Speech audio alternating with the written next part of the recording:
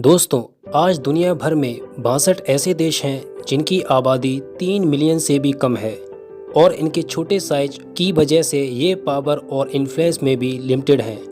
और अगर बात करें छोटे देश जैसे आर्मेनिया, मालडोवा और जाम्बिया, यह सब अपने नेबर्स के छोटे खिलाड़ी हैं। लेकिन एक ऐसा देश भी है जिस पर ये सारी बातें बिल्कुल भी फिट नहीं बैठती और वो देश है कतर, जो कि रेत से भरा और काफी खाली प्रायद्वीप से भरपूर है, जो डेलावेयर स्टेट से भी बड़ा नहीं है। कतर सऊदी अरब का पड़ोसी और पर्शियन गल्फ में स्थित। कतर की टोटल पॉपुलेशन 2.8 मिलियन की है, जो कि अल्बानिया से भी कम है। 2.8 मिलियन में कतरी नागरिक केवल 3,20,000 हैं, बाकी 2.4 मिलियन पूरी तरीके से विदेशी हैं, जिसमें से ज्यादातर माइग्रेंट्स वर्कर हैं।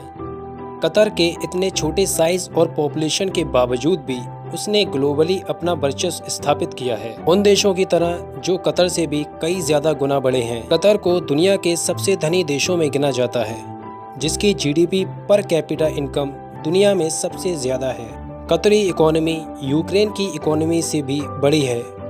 अगर हम बात करें रशिया के इन्वेजन से पहले की, द स्टेट ऑफ कतर दुनिया के 9वें सबसे बड़े सोवरन वेल्थ फंड का उत्पादन करता है, जिसमें $450 बिलियन की संपत्ति शामिल है, जिसमें दुनिया की सबसे बड़ी कंपनी जैसे वॉक्सवैगन और दुनिया का 7वां सबसे valuable football club Paris Saint Germain PSG में भी कतर की एक बड़ी हिस्सेदारी है, जो कतर को लार्जेस्ट सिंगल प्रॉपर्टी ओनर बनाता है।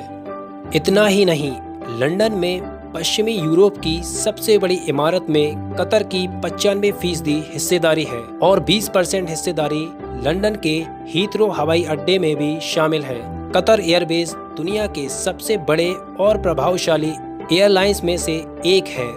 संपत्ति के हिसाब से कतर एयरवेज दुनिया की 9वीं सबसे बड़ी एयरलाइंस है। कतरी स्टेट ओन्ड मीडिया कंपनी अल जजीरा सबसे बड़े सार्वजनिक मीडिया समूहों में से एक है, जो कि सिर्फ दुनिया के सबसे बड़े न्यूज ब्रॉडकास्ट BBC से पीछे है। कतर ने पिछले साल 2022 में दुनिया के सबसे बड़े football tournament FIFA world cup को भी आयोजित किया था, जो कि दुनिया भर में सबसे ज्यादा कंट्रोवर्शियल रहा था कि आखिर कतर को, जो कि इतना छोटा देश है, उसे फीफा वर्ल्ड कप की होस्टिंग कैसे मिल गई।